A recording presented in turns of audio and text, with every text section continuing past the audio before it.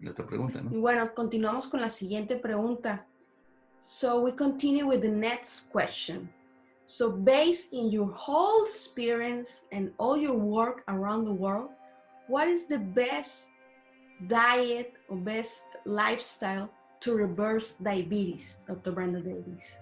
Well, to reverse diabetes, basically, you need to be getting a diet that will support a healthy body weight.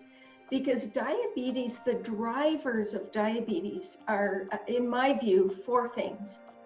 One is called dysbiosis, and dysbiosis means an unhealthy microbiome, an unhealthy bugs that live in your intestinal tract, and they affect every aspect of the human body. They affect your brain, they affect how everything functions.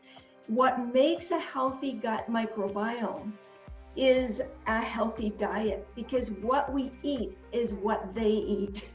So we're feeding our microbes in our gut. When we eat healthy plant foods with a lot of fiber, they are able to thrive. The healthy bacteria are able to thrive. Muy bien, entonces nos cuenta cuáles son, ella cuenta de 4 pilares para verdaderamente revertir la diabetes. La pregunta, y uno de ellos, ¿mande? La pregunta faltó en el son. La pregunta que le hicimos a la doctora Brenda Davis es, en su opinión y basada en toda su experiencia profesional y científica, ¿cuál sería la alimentación para revertir la diabetes? Y nos comenta de 4 pilares. Comenzó con el primero hablando de una alimentación que soporte un buen peso. Y el primer pilar sería hablar de una situación que se llama disbiosis, que es un tipo de alteración en nuestra flora bacteriana intestinal. Entonces, algo que puede promover una mejor salud intestinal es una alimentación rica en fibra, porque sabemos hoy en día que estamos descubriendo, bueno, ya se tiene varios años con nuevas investigaciones, nuevos resultados de la importancia en la salud de lo que es nuestra flora intestinal. Entonces, iniciaría con una alimentación rica en fibra. And so that's number 1. And number 2 would be a diet that reduces inflammation. That's another driver of diabetes, is inflammation. And when you think about inflammation, you think of, you getting red when you have a redness around a cut on your hand or something like that. But your inside of your body can experience this, what we call low-grade inflammation. And that comes from largely eating an unhealthy diet. And so when you're eating a lot of meat with a lot of inflammatory compounds, you're eating a lot of processed foods with a lot of inflammatory compounds, it can cause this low-grade inflammation and increase insulin resistance. Muy bien, entonces la segunda parte sería una alimentación que disminuya la inflamación. Pero no estamos hablando de una inflamación local, porque siempre cuando escuchamos esta palabra podemos pensar, bueno, me golpeé, inmediatamente voy a presentar ese eritema, enrojecimiento e inflamación de la parte donde tengo lo que es el golpe. No, ella está hablando de una inflamación llamada de bajo grado, una inflamación interna, que es la cual es resultado de alimentos procesados que tienen ese tipo de componentes que puede aumentar nuestra inflamación interna, lo que es la carne procesada también. Entonces ella en sí sería una alimentación que disminuyera toda esta consecuencia de lo que es la inflamación. And the third is something called oxidative stress. This is one of the third drivers of diabetes, and it is the third driver of diabetes, in my opinion. And oxidative stress is a kind of a situation when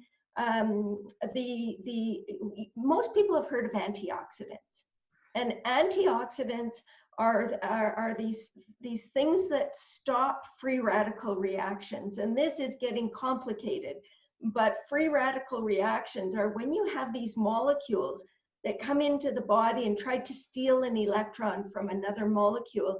And it starts this horrible chain reaction. And an antioxidant comes along and it donates an electron without becoming a free radical. And so you need lots of antioxidants and not so many what we call pro-oxidants or drivers of oxidative stress.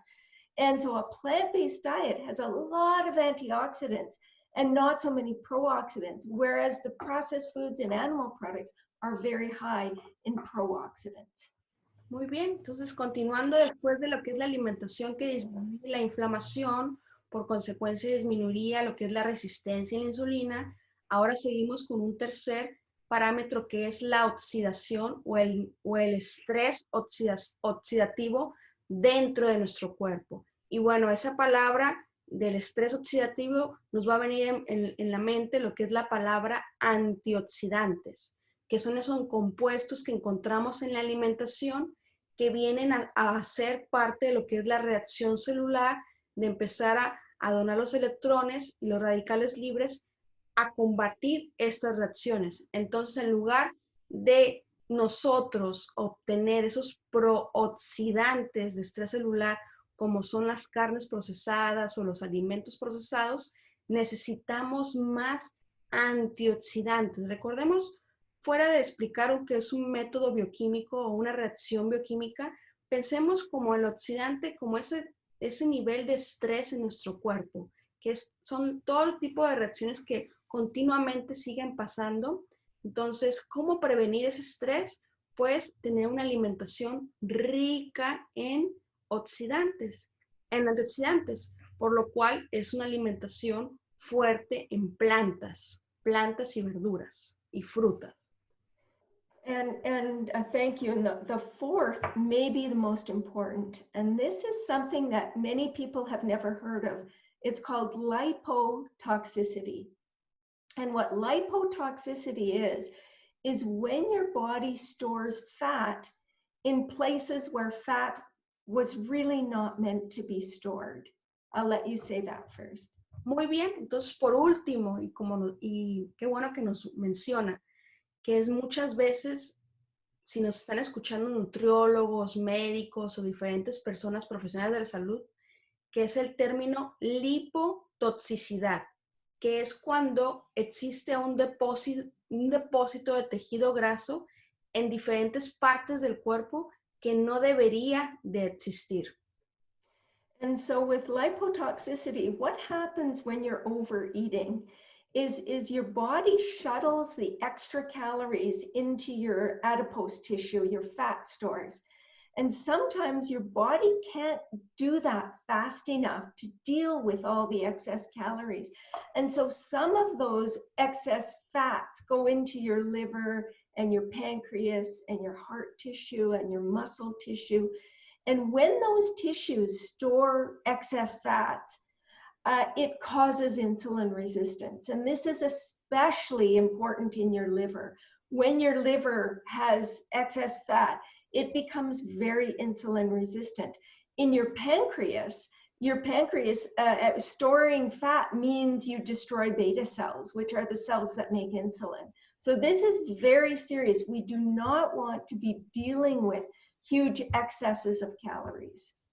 Muy bien, entonces hablando de la lipotoxicidad, que es cuando una persona comienza a sobrecomer, empieza a tener un exceso de calorías, empieza a tener un aumento en su tejido graso, no nada más estamos hablando de lo que es la parte visceral o el abdomen, sino que esta grasa también empieza a migrar y a depositarse en órganos como el hígado, el páncreas, y en el hígado empieza a ocurrir lo que es la resistencia a la insulina, y en el páncreas exclusivamente, que sabemos que es el órgano que produce la insulina, empieza a haber la destrucción de las células beta, que son las que producen pues esta importante insulina que necesitamos los seres humanos para introducir la glucosa en las células. Recuerden que es parte de todo lo que es la fisiopatología que ocasiona la resistencia a la insulina, por consecuencia el diagnóstico de diabetes. So you have these 4 big drivers of type 2 diabetes. And the diets that really fuel these 4 things are diets that are high in processed foods and these fatty animal products. And the reason being is that these foods trigger overeating. Not only are they unhealthy for your body, but they actually mess up your appetite control because they're so high in fat, sugar, and salt that your body gets confused and it just can't stop overeating. It's like the people that make these foods are they are very skilled at hitting this what we call ultra palatable or bliss point of foods, where you just can't stop eating and you end up consuming a lot more than you should. Muy bien, y bueno, hablando de los 4 pilares que menciona para lo que sería una alimentación para revertir la diabetes, pues al contrario es de que los alimentos que lo ocasionan son los alimentos altamente procesados, los alimentos con alto grado de proteína animal, y nos menciona algo como que estos alimentos son como una fórmula especial, pues obviamente llena de carbohidratos, de azúcar, de grasas, y que hacen que tu paladar o tus diferentes sistemas digestivos en ti mismo empiece a pedir estos alimentos como un nivel de adicción para seguir consumiéndolos y ocasionar lo que menciona, que dice es sobrecomer. Entonces empezamos a sobrecomer, y es cuando se ocasiona lo que es la diabetes. And so the diet that is the most powerful at sort of putting a lid on all of those drivers of diabetes is a diet that is a whole food plant-based diet. And the reason is really simple. When you eat whole plant foods, you are maximizing the components of the diet that are most protective, and you're minimizing the components of the diet that are most pathogenic or harmful. Muy bien, entonces, ¿cuál es la alimentación que combatiría todo lo que ocasiona la mala alimentación? Que es como pusiera lo que es como dijo, como una tapa dentro de la fuga, ¿no? Que es la alimentación basada en plantas, que es la contraparte de todos esos agentes proinflamatorios, de sobrecomer, del tejido adiposo y demás. Entonces, una alimentación basada en plantas viene con esas 4 cualidades que mencionó anteriormente, que es lo que es altamente en fibra, alta en antioxidantes, disminución de lo que es la inflamación y la parte de la lipotoxicidad. Por consecuencia, es una alimentación basada en plantas.